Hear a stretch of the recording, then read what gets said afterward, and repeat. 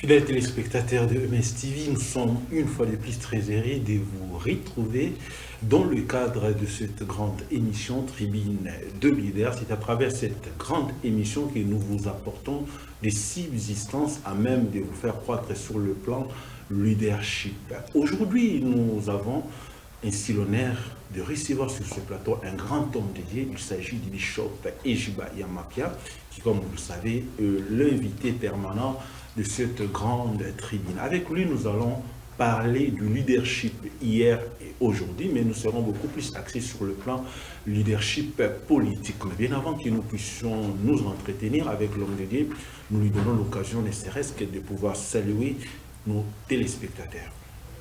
Shalom, vous tous qui nous suivez de partout, vous tous les abonnés et vous-même qui vous abonnez pendant que nous parlons, nous vous disons shalom. Merci beaucoup, Bishop Ejiba Yamapia. L'actualité l'oblige. Nous sommes en train de constater dans notre pays des rapprochements, des réconciliations dans tous les sens. Vous, en tant que leader ecclésiastique, comment appréhendez-vous ces réconciliations qui se vivent en cascade à travers la République démocratique du Congo?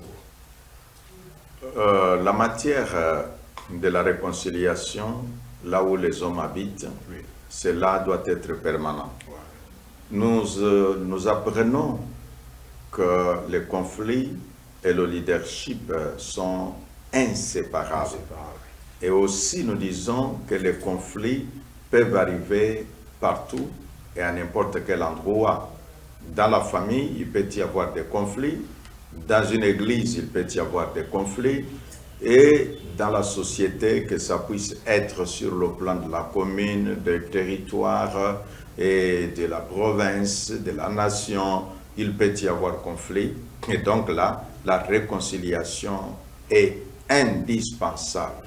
Merci beaucoup, Bishop. Vous êtes un expert en matière de réconciliation, mais nous avons dit que nous allons beaucoup plus rester sur le plan politique. Il y a des leaders politiques qui hier étaient des antagonistes, ils n'arrivaient pas à marcher ensemble, mais aujourd'hui nous sommes en train de constater qu'il y a des rapprochements de part et d'autre. Pouvez-vous penser que ça cache quelque chose sur le plan politique d'abord et sécuritaire au niveau de la nation? Bon, quand il y a conflit, oui, ou quand il y a réconciliation, comme tu as dit que j'ai un certain nombre d'informations, de formations, oui, en matière de réconciliation, mais la branche générale, nous l'appelons résolution des conflits. Voilà. En parlant de résolution des conflits, on étudie ce que nous pouvons énoncer. Un, la thématique. Deux, les causes des conflits. Oui. Et puis, trois, proposer les pistes de solutions. Oui. Nous disons dès le départ que le conflit ne se résout pas avec un bâton magique, oui, ou bien avec une réunion qui se tient. La résolution des conflits, c'est tout un processus.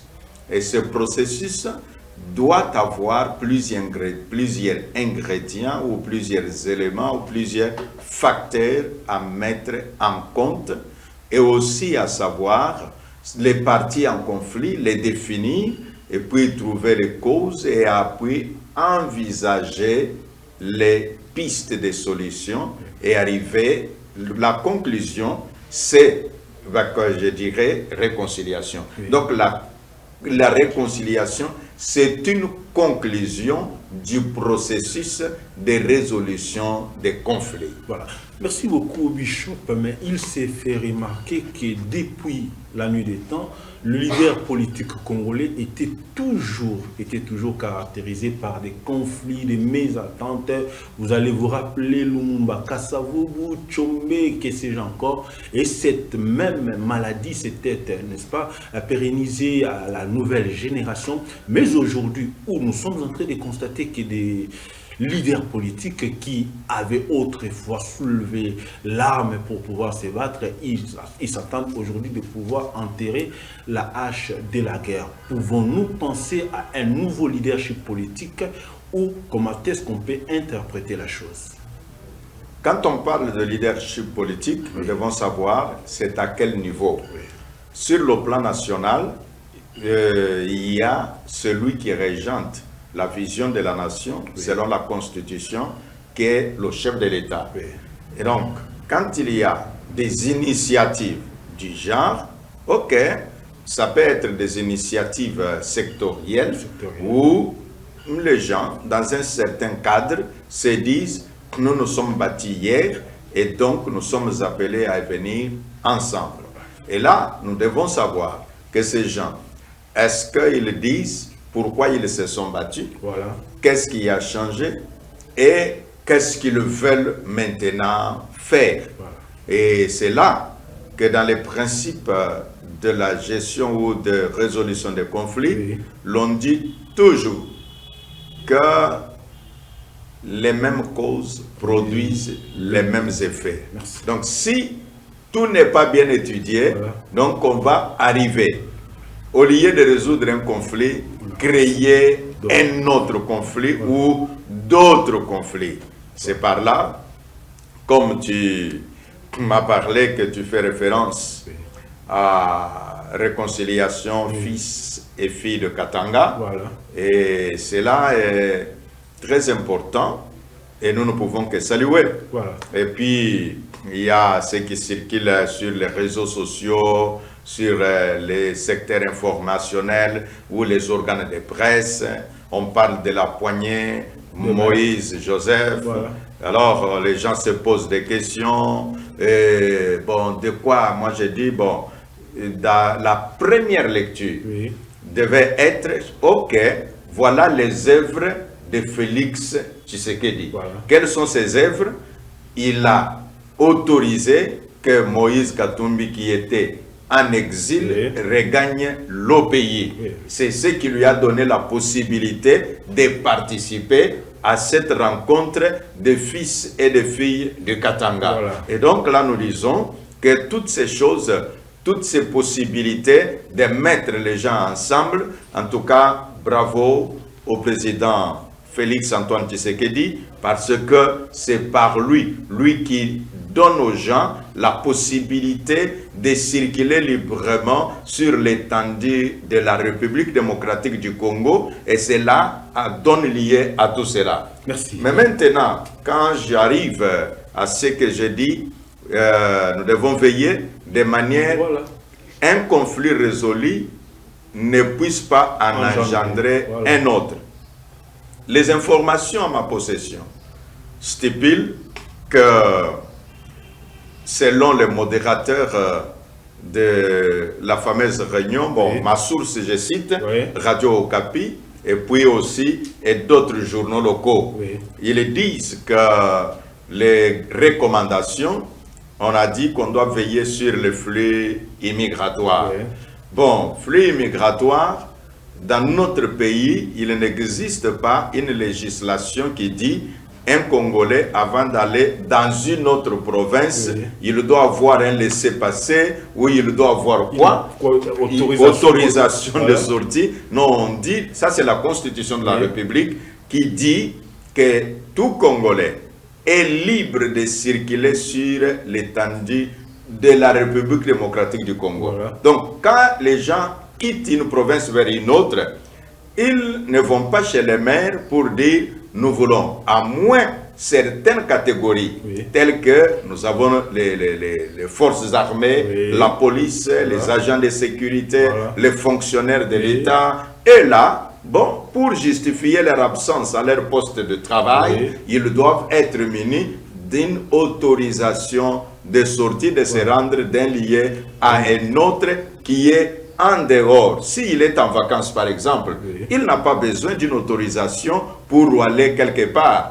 J'étais parlementaire, député national. Oui, effectivement, si je veux me déplacer et que ce n'est pas une période de vacances parlementaires, oui, je dois me rassurer que le Parlement connaît mes mouvements pour qu'on ne puisse pas me coller les absences comme un homme ayant déserté l'hémicycle.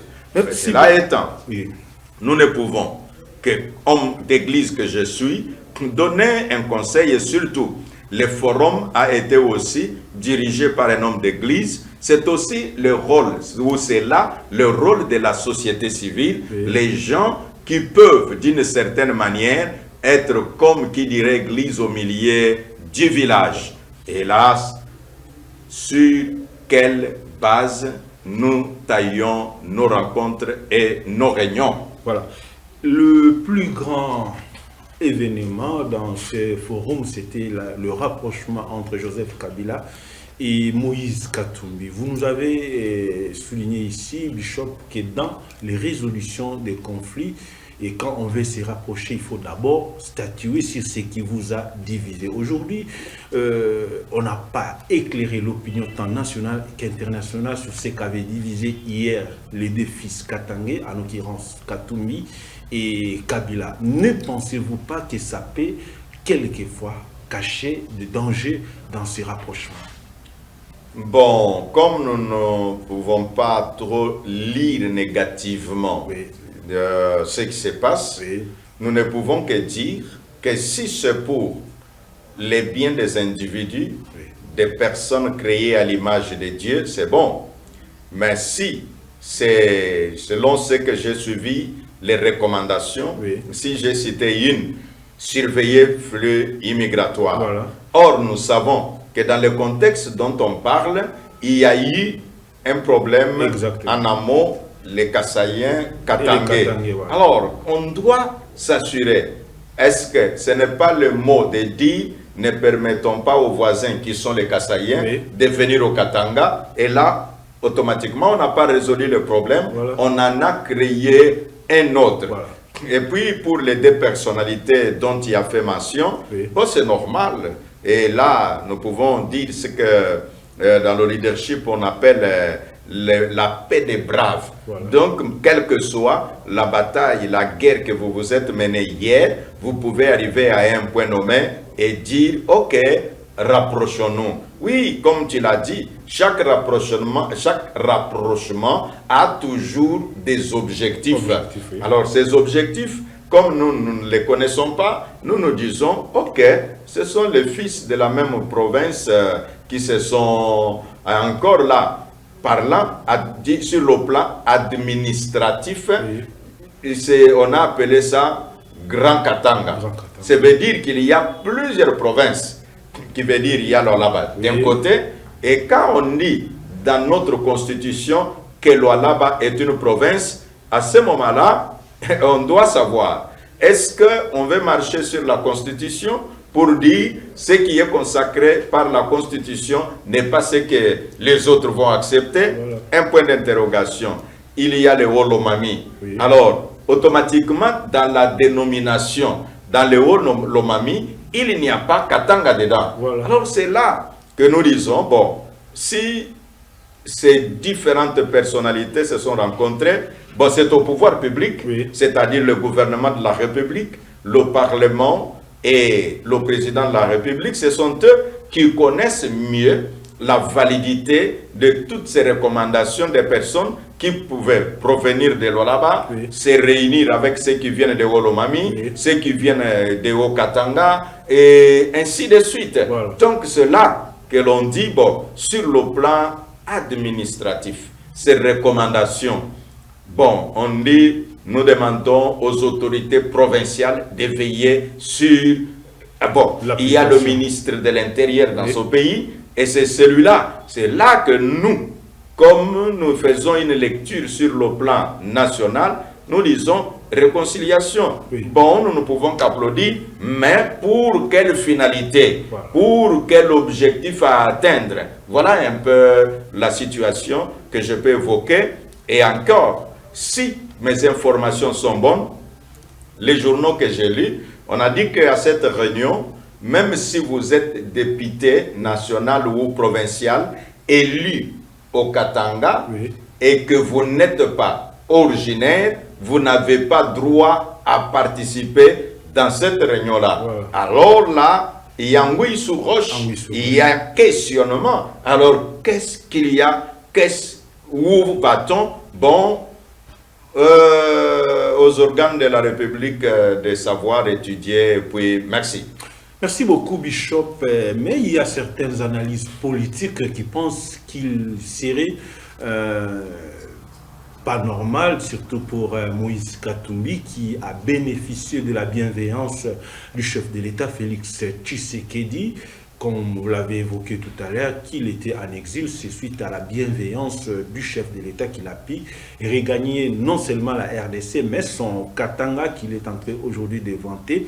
Et il penserait qu'à l'aube des élections de 2023, ça pourrait peut-être être coloré de trahison de sa part. Comment pouvez-vous également interpréter cette analyse politique?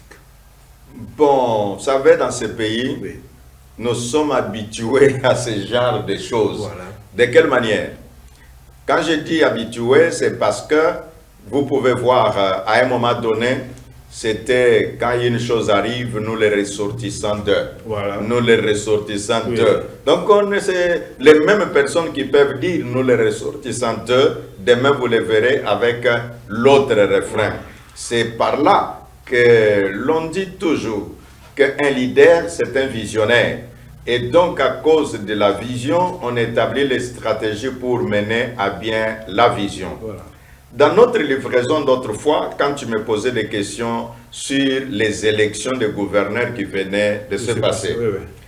je t'avais expliqué à nos téléspectateurs qu'un gouverneur de province, il est le représentant du chef de l'État. À ce titre-là, il n'a pas sa vision à implémenter. Exactement. Au niveau de sa juridiction.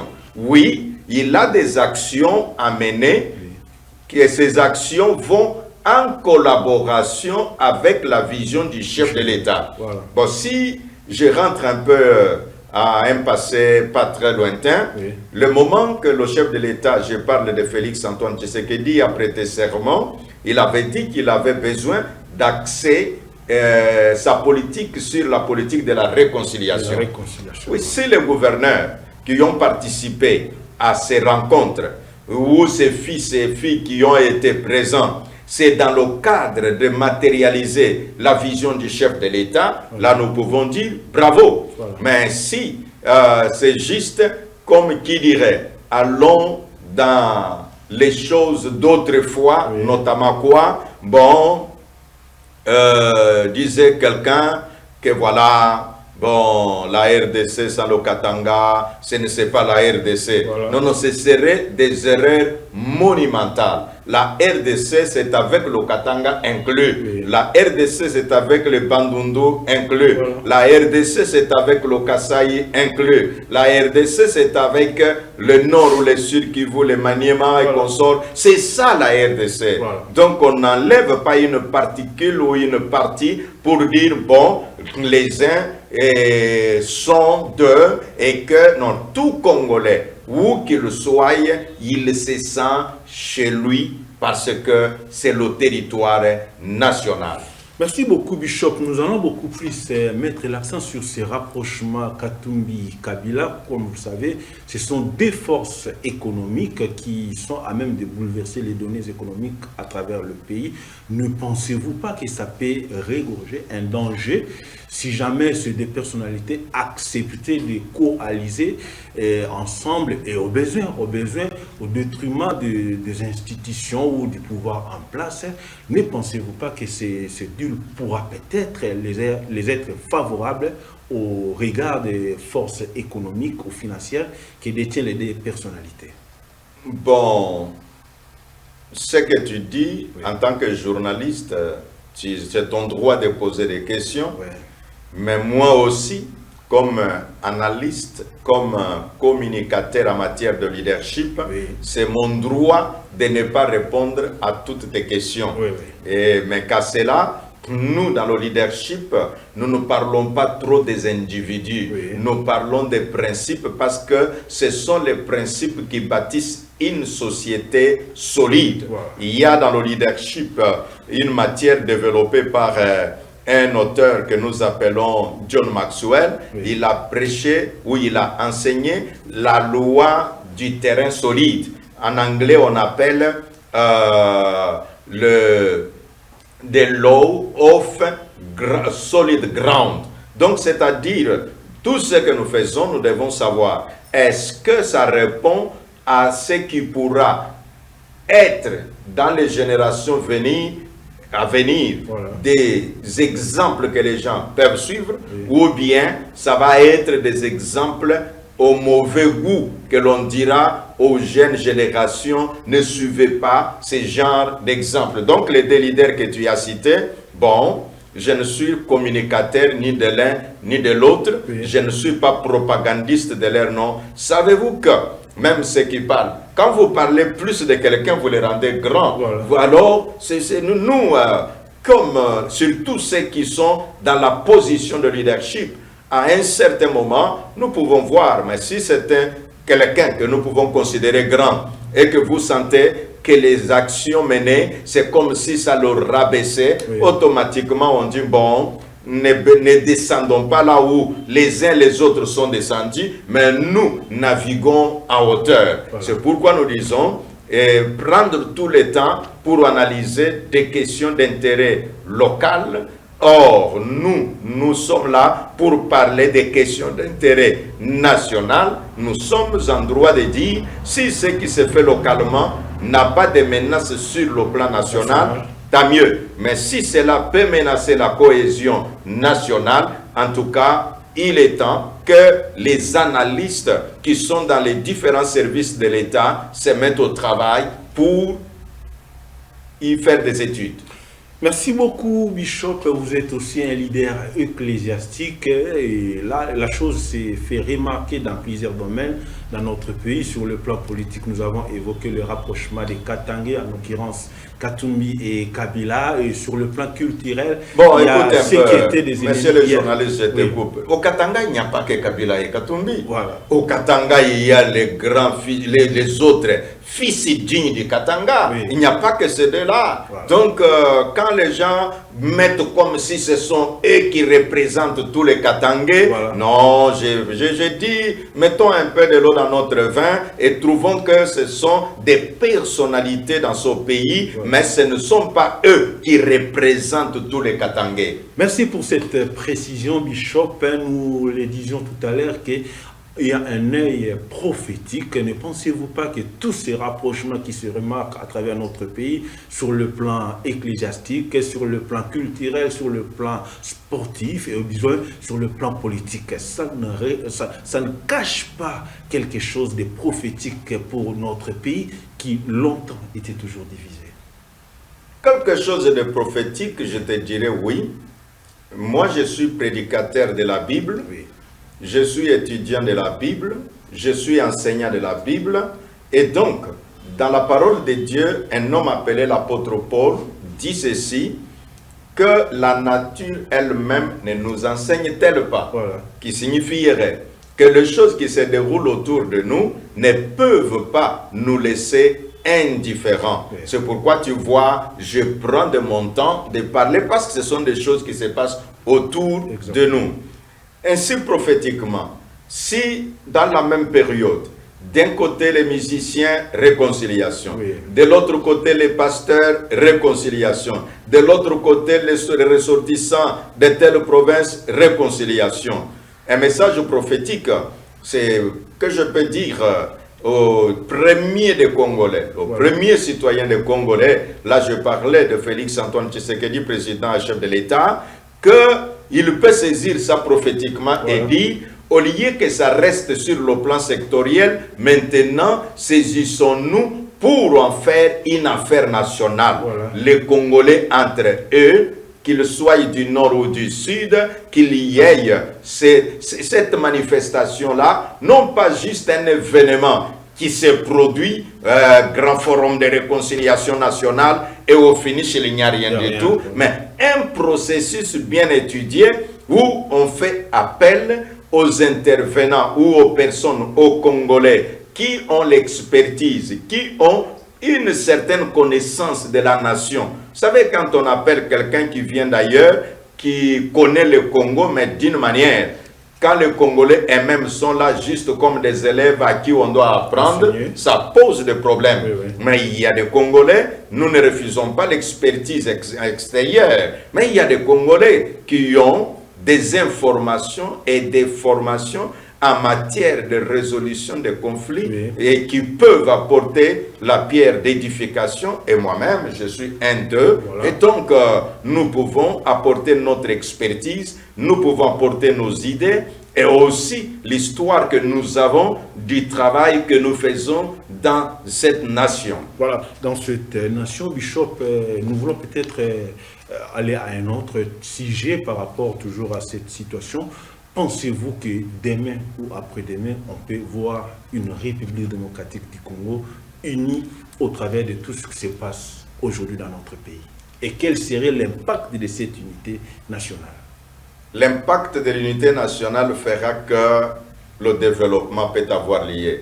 Jésus a enseigné en disant, une famille divisée ne peut pas aller de l'avant. Une nation divisée, il ne peut pas aussi prospérer. C'est pourquoi nous disons là que oui, tous ces forums ou toutes ces rencontres de réconciliation peuvent apporter un plus dans le développement de l'unité nationale. Voilà, Bishop, nous aimerions peut-être revenir avant de boucler notre tribune d'aujourd'hui sur l'œuvre que vous êtes en train de conduire au niveau du quartier général de la communauté des églises pentecôtistes et des secouristes. Nous tendons vers la fin du mois. Aviez-vous un programme particulier pour les enfants de Dieu, non seulement de l'EPS, mais de la ville de Kinshasa en général? Oui, le programme, c'est cet appel au culte charismatique que nous allons avoir ce samedi. Nous invitons tous ceux qui nous suivent en ce moment.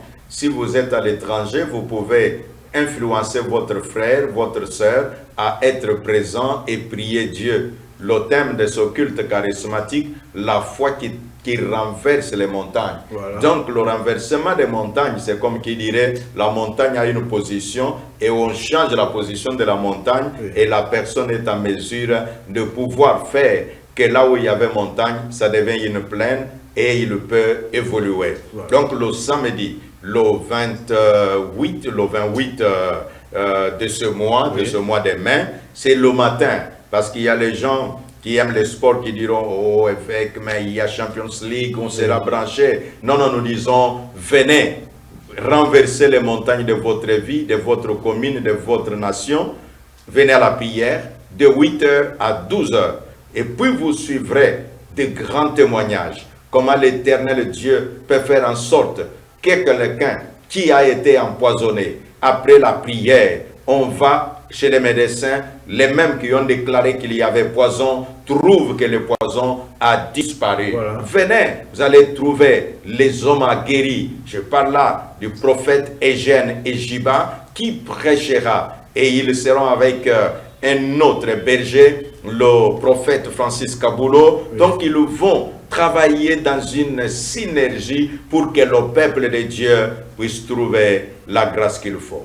Merci beaucoup pour que le peuple de Dieu puisse trouver la grâce qu'il faut. C'est un rendez-vous qu'il faut noter. Chers amis téléspectateurs, vous qui nous suivez partout dans le monde, vous pouvez peut-être être à l'étranger, mais vous avez la possibilité de participer à travers ce culte et à travers, bien sûr, la magie de la technologie. Vous pouvez également être présent. Vous aurez le numéro du bishop et là, vous aurez toutes les coordonnées et les directives pour participer à cette grande action prophétique qui pourra également être bénéfique pour vous. Bishop, nous touchons pratiquement à la fin de notre tribune d'aujourd'hui. On aimerait peut-être juste avoir votre dernier mot avant de recevoir la prière de votre part. Le dernier mot, c'est de dire à ceux qui nous suivent que notre tribune d'aujourd'hui, nous avons parlé de réconciliation qui se font, au pluriel bien sûr, ici et là, chez les pasteurs, chez les musiciens, chez les politiciens d'une province donnée. Et l'ensemble, nous avons dit que nous devons voir une lecture. Quand le vent de dire réconciliation, réconciliation, réconciliation, c'est comme un message qu'on est en train de lancer. Et là, nous disons à ceux qui ont l'autorité de la chose publique de pouvoir se saisir et alors faire un processus de réconciliation sur le plan national. Voilà. Et nous disons également que de ce qu'ils sont en train de faire, faisons en sorte que les bases soient bien posées pour que la réconciliation prononcée ou proclamée porte ses fruits. Sinon, ça va être avant et après événement, c'est la même chose. Ouais. Ainsi, que l'Éternel Dieu bénisse la République démocratique du Congo, que l'Éternel Dieu bénisse le président Félix, bénisse le gouvernement, que l'Éternel bénisse le Parlement, les cours et tribunaux, les commerçants et les hommes d'affaires de notre pays, afin que le Congo, la RDC, puisse avoir une économie forte et digne d'un grand pays comme nous sommes. Et nous bénissons tous les grands efforts qui sont en train d'être fournis. Nous avons suivi qu'il y a eu une moisson financière en un mois, voilà. Plus d'1 milliard de dollars. Ça a été encaissé par les services commis à cette tâche et nous leur lançons nos félicitations pour ce travail abattu spécialement au niveau de la DGI. Que Dieu vous bénisse, que Dieu bénisse la République démocratique du Congo, que Dieu bénisse la RDC, notre grand pays. Merci beaucoup, c'est au travers ces paroles prophétiques prononcées par l'homme de Dieu que nous allons mettre fin à ce numéro de la tribune de leaders. Je rappelle que nous avons reçu sur ce plateau un grand leader ecclésiastique, en l'occurrence le bishop Ejiba Yamapia. Je ne serai que là pour vous demander de vous abonner massivement et faire abonner d'autres personnes afin que vous ne puissiez pas rater de telles occasions qui vous permettent de croître sur le plan leadership, car comme vous le savez, MSTV, le leadership, c'est nous. Merci. Merci beaucoup. Merci, que Dieu te bénisse, mesdames. Merci, Bishop.